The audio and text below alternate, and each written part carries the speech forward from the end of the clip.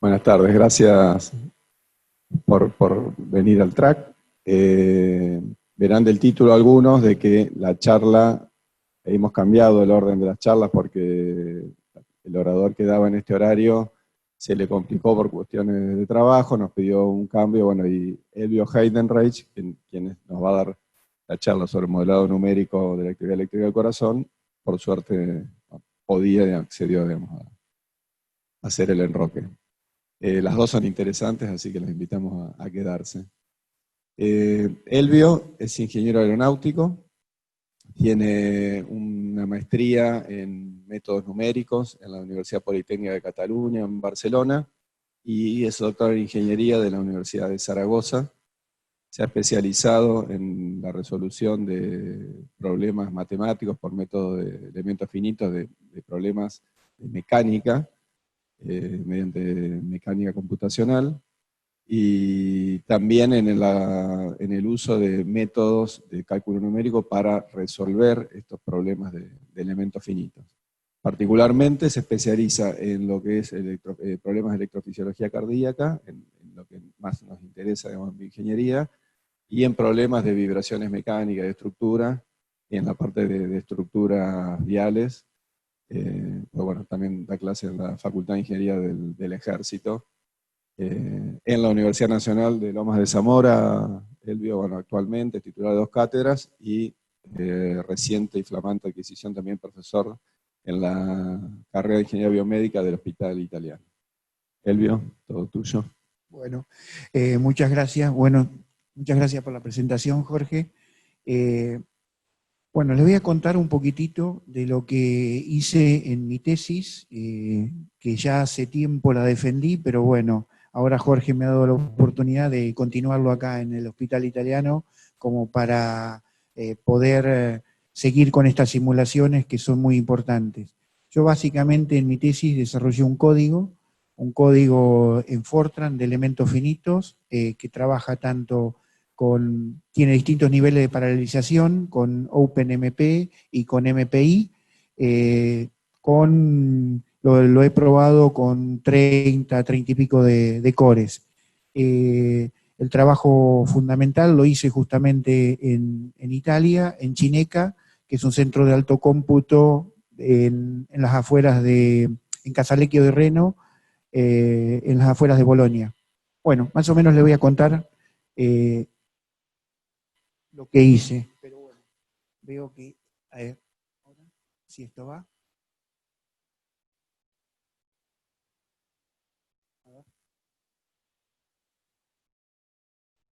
Lo hacemos en forma manual. Bueno, para reproducir un latido cardíaco se necesitan aproximadamente en un corazón 10 a la 7 grados de libertad y 10 a la 4, o sea, 10.000 pasos de tiempo y alrededor de 20 millones de grados de libertad. O sea que imagínense que hay que resolver 10.000 veces un sistema de 20 millones de grados de libertad. O sea, la única forma de hacerlo es en paralelo. Yo cuando empecé con esto, la primera corrida me demoró alrededor de 30 días, haciéndolo en un solo core. Después, optimizando, esto lo logramos con 32 cores en 8 horas. Ojo, todavía no sirve para usarlo médicamente, si uno no lo tiene corrido previamente o no tiene un caso similar, porque un paciente en 8 horas se nos muere. O sea que esto necesitamos algo inmediato o aplicar data mining o algún otro tipo de algoritmo. Bueno, más o menos dividí la presentación de esta manera: una introducción al problema, una parte de métodos numéricos y las aplicaciones, que yo lo apliqué a isquemia cardíaca. Bueno, yo creo que el auditorio tiene una vasta formación en lo que es medicina, o sea que la primera parte la podemos pasar, no es así, no, entonces no la podemos pasar rápidamente. La primera parte es una anatomía y fisiología del corazón, actividad eléctrica, electrocardiogramas, la patología, que es isquemia cardíaca, ecuaciones de gobierno, y la resolución de dichas ecuaciones. Bueno, acá tenemos básicamente lo que es el corazón, que está compuesto por 4 cavidades, ubicado en la cavidad torácica, está sostenido por las arterias aorta, pulmonar, vena cava superior e inferior, y las 4 cavidades, 2 aurículas y 2 ventrículos. ¿Sí? Acá a la izquierda tengo una pequeña animación de cómo varía en cada ciclo el electrocardiograma, la presión y el volumen ventricular. Las fases básicamente son sístole auricular, ventricular y diástole. Vamos a ver si podemos ver dicha animación. ¿Sí? Es solamente a efectos visuales.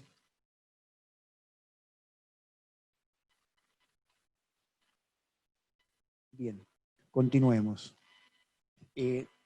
Nosotros modelamos todo lo que es el sistema de estimulación del corazón. O sea, le representamos, en realidad, no llegamos a representar el haz de His, la red de Purkinje, los nodos, el nodo AV, el nodo sinusal, sino que pusimos directamente estímulos en diferentes partes del corazón. O sea, la próxima etapa sería representar todas las fibras correspondientes y los nódulos. Yo me ocupé básicamente de ventrículo. Hay otro grupo que se ocupó de todo lo que es aurícula. O sea, habría que juntar las dos partes para tener el sistema eléctrico auricular y ventricular. Y ponerle toda la fibra de Purkinje, los nódulos y bueno, y chequear las velocidades correspondientes. Primero habría que ver bien por dónde van, tener alguna imagen de ver cómo excitan realmente el corazón, ¿sí? Porque nosotros tratamos de hacer electrocardiogramas virtuales y realmente no salieron del todo bien, salieron parecidos, pero no perfectos como queríamos. Bueno, el potencial de acción, la señal bioeléctrica, ustedes saben que es la diferencia entre el potencial entre el medio intra y extracelular. Y tienen, depende del modelo, o sea, hay muchos modelos, tanto de humanos como de cobaya, de conejo, de perro, disponibles a nivel mundial, que todos los modelos de células se han hecho con la técnica de Patch-Clamp y han obtenido las diferentes corrientes, las corrientes de sodio, de calcio, de potasio, y tratan de reproducir el potencial de acción. O sea, para hacer eso a nivel experimental es realmente muy complicado, hay que pinchar la célula y medir las diferentes corrientes. Bien, el electrocardiograma depende siempre de la generación del impulso eléctrico en el nodo sinusal, la transmisión del impulso a través de todo el tejido y la transmisión de dicho impulso a través de todo el cuerpo. Bueno, acá podemos ver básicamente dónde se genera y los potenciales de acción de cada una de las células y la composición de todo eso, cómo se nos traduce en el electrocardiograma. La isquemia cardíaca, ¿por qué se produce? Por una obstrucción de una coronaria. O sea, ¿qué pasa? Falta oxígeno, o sea, no llega sangre, falta oxígeno y nutrientes en las células. ¿Qué efectos metabólicos tiene? Hipoxia, acidosis, hipercalemia, efectos electrofisiológicos, aumento del potencial de reposo, reducción de la excitabilidad del tejido, disminuye la velocidad de conducción del tejido y aumento del periodo refractario celular. A todo lo que le interese esto, o sea, quiero aclarar porque voy muy rápido, o sea, no hay tiempo en 20 minutos de explicar todo. A través de Jorge esto está disponible, inclusive la tesis, inclusive bibliografía, para el que se quiera dedicar o quiera venir a colaborar. En las células normales, normalmente el periodo refractario es igual a la duración del potencial de acción, pero en las células isquémicas eso no ocurre. Entonces, los mecanismos responsables para las reentradas son la disminución del camino y inhomogeneidades, ¿sí? Más o menos, acá podríamos ver, a ver si podemos, cómo se generan diferentes tipos de reentrada y de excitaciones.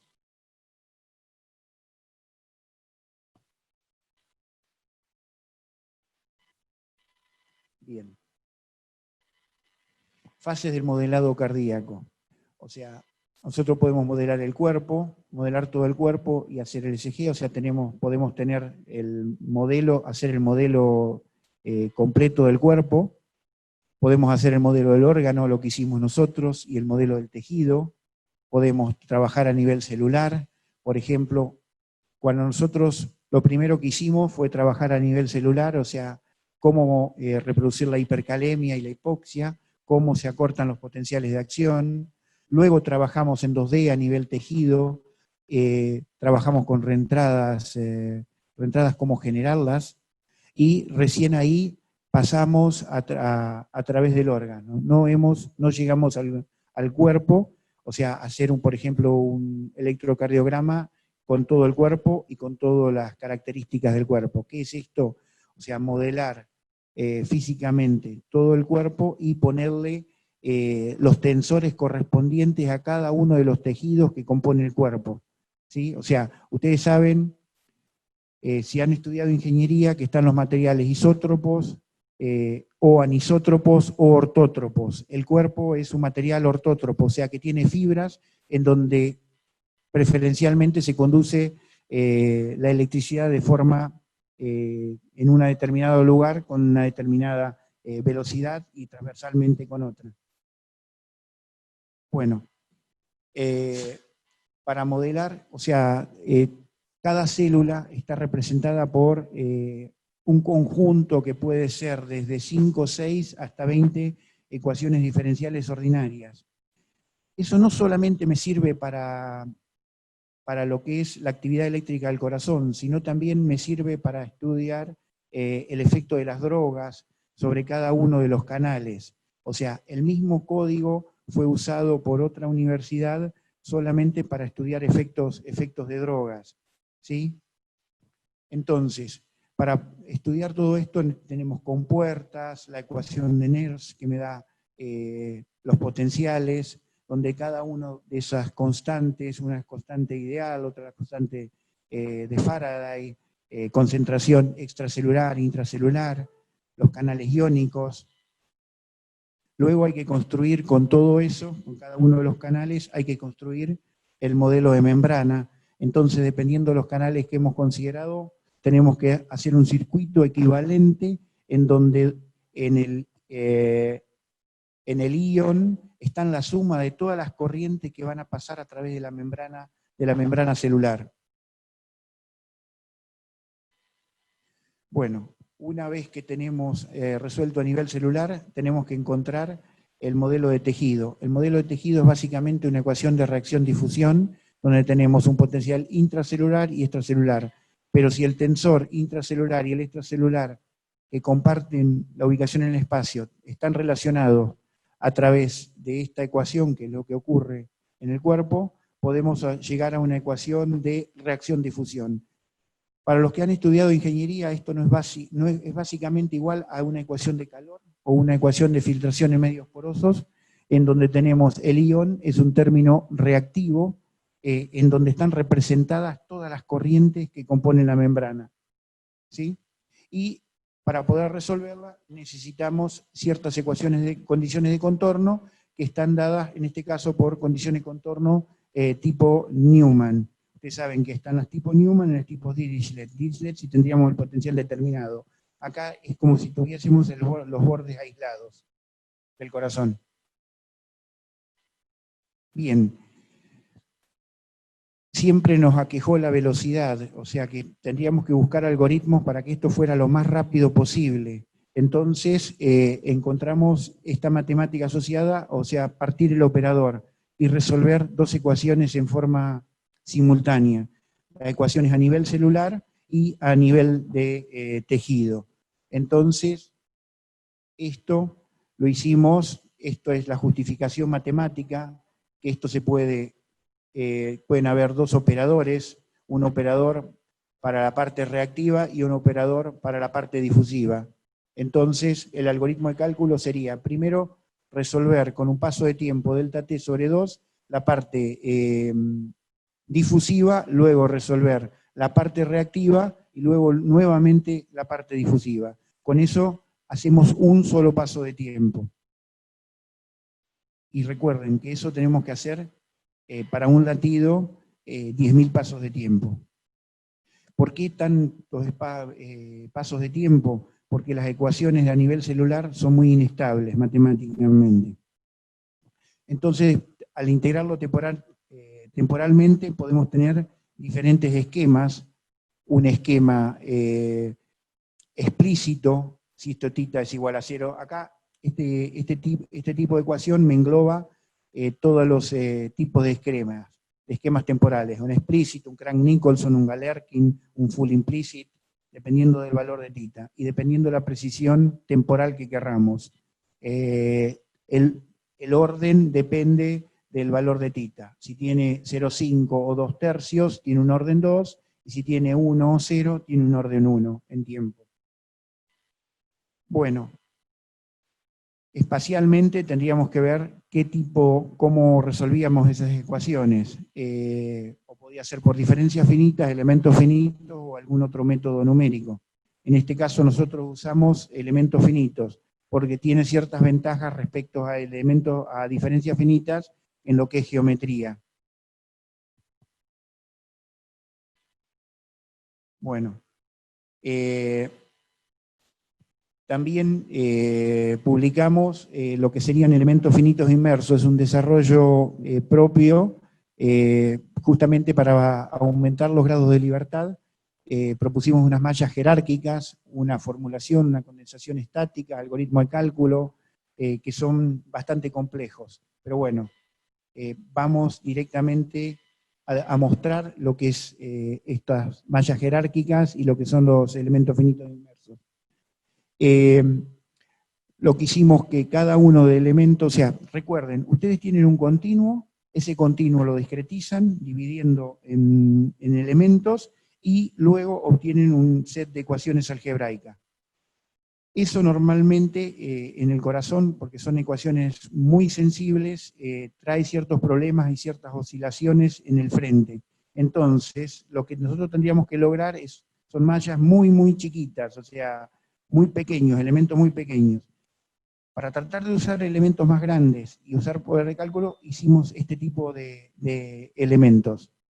Entonces le pusimos a cada uno, los dividimos, y por ejemplo a un triángulo le metimos otro nodo adentro y generamos elementos burbujas en los que son elementos triangulares. Lo mismo en elementos cuadriláteros, propusimos lo mismo en elementos hexaédricos y lo mismo en elementos tetraédricos. Para los que no están en métodos numéricos, no se me duerman, por favor. Bueno, con esto que lográbamos, aumentar la cantidad de grados de libertad. Fíjense, el corazón con medio milímetro de tamaño de malla, teníamos cantidad de elementos 1.300.000, casi grados de libertad de 1.400.000, y teníamos 9, si los refinamos, podemos obtener hasta 9 millones de elementos. Si usábamos elementos tipo burbuja, llegábamos a 20 millones de grados de libertad, o a 11 millones si usabas elementos lineales. ¿Qué quiero decir con elementos lineales y elementos burbuja?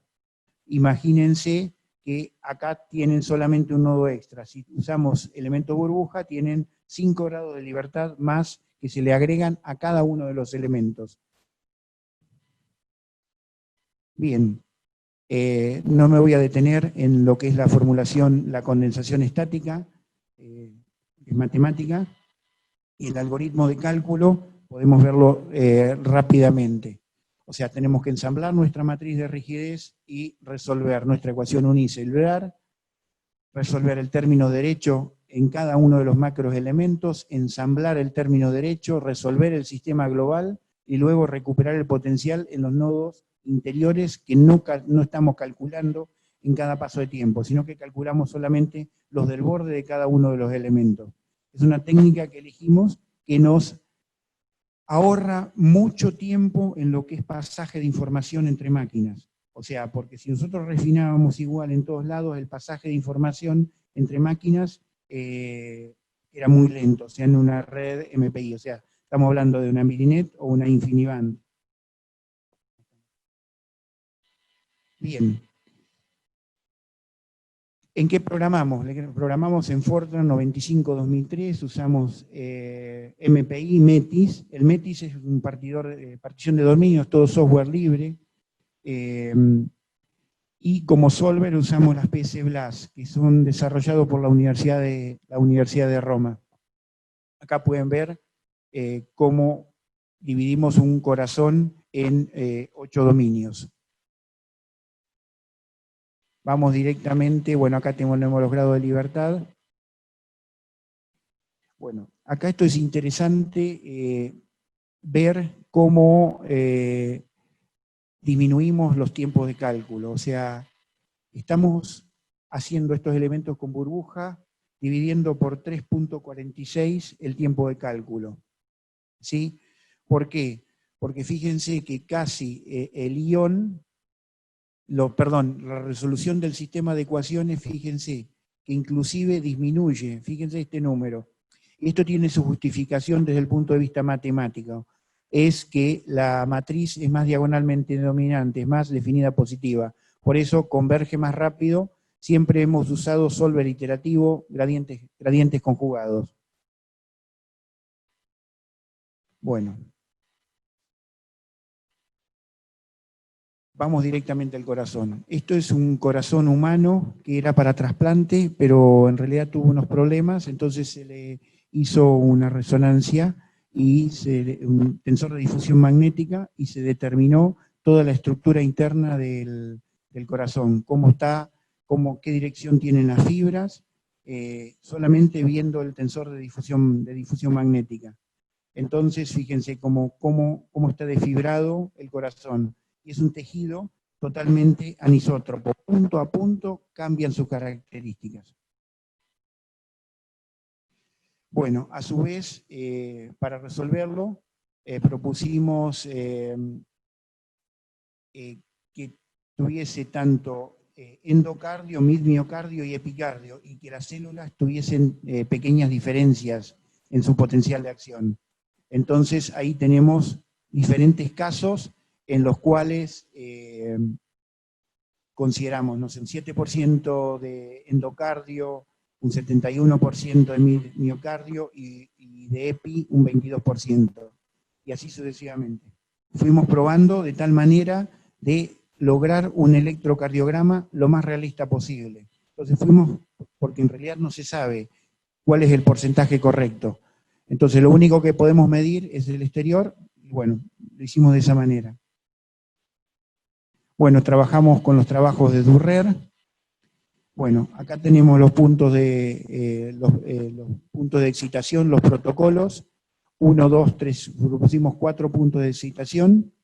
¿Sí? Y bueno. Dentro del tórax, acá más o menos vimos, estos son las fibras de Purkinje, en un corazón, no recuerdo de qué animal es este corazón. Estos sí, estos son trabajos de Durrer sobre corazón humano. Bien, vamos directamente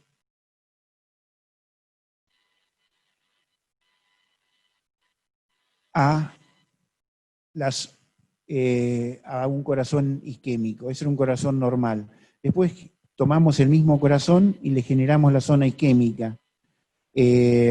Tuvimos que resolver otro problema extra de tal manera de determinar el tamaño y cómo era la zona isquémica. Entonces, usamos este tipo de ecuación para generar esta zona y más o menos generar una zona isquémica. Bien, acá propusimos un protocolo de estímulo, S1, S2, aplicamos 5 estímulos S1 cada 800 milisegundos, porque son tan no lineales las ecuaciones diferenciales que uno las tiene que estabilizar dándole estímulos, como para que se estabilicen y me entreguen siempre los mismos valores. Y propusimos 3 focos ectópicos, que son los que podrían generar un extra estímulo y que me podría generar una reentrada. Bien, acá tengo una animación. Minuto, por favor.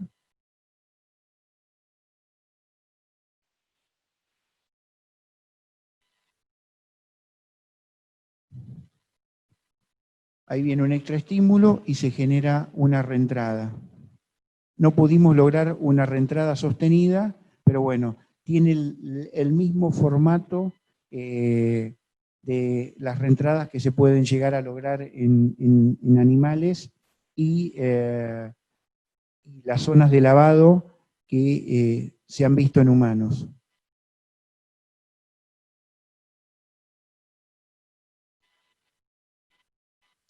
Bueno, acá están las publicaciones y las comparaciones correspondientes de cómo estas son de un paper y los patrones de polarización en el corazón isquémico. Bueno, la oclusión de la circunfleja con otra relación de epi, mid y endo.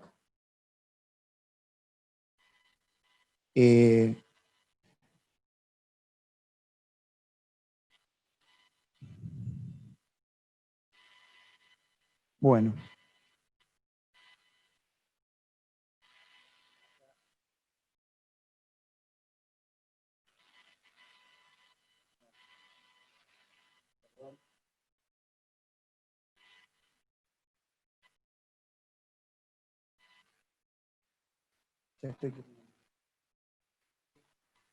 Bueno, acá también se logró una reentrada. Bueno, no se vio.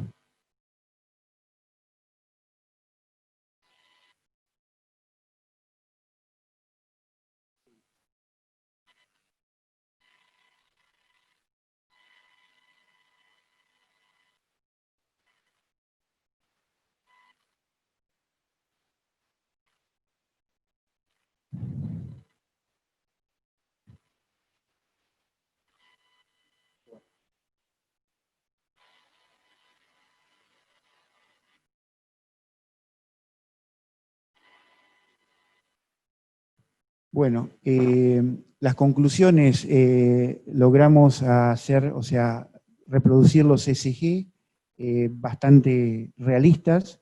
Logramos resolver este corazón en un tiempo aproximado con 32 procesadores en 8 horas. Y bueno, todavía queda mucho por trabajar para lograr un corazón realista y que esto sea aplicado clínicamente. Pero con el advenimiento de la GPU y cálculo en paralelo, yo creo que se puede hacer bastante. Bueno, nada más. Si tienen alguna pregunta, y espero no haberlos aburrido demasiado.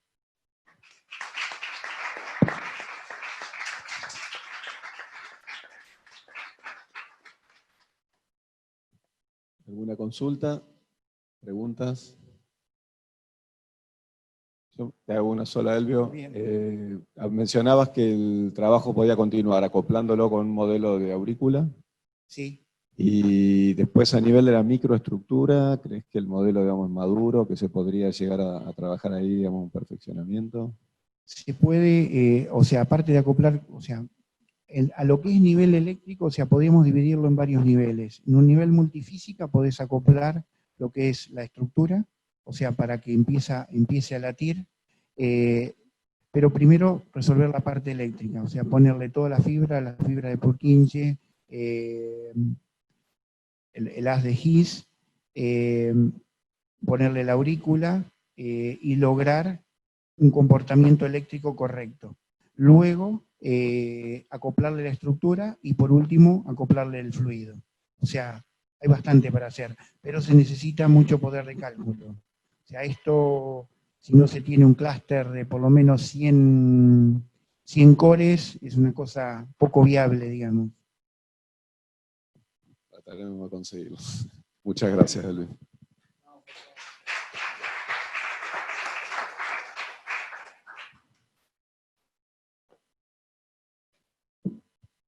¿Qué tal?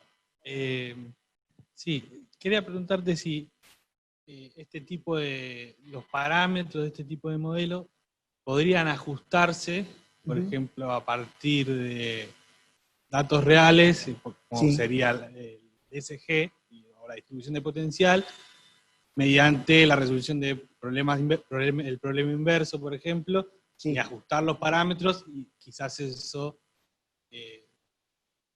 aumente o mejore el rendimiento en cuanto a velocidad de cálculo.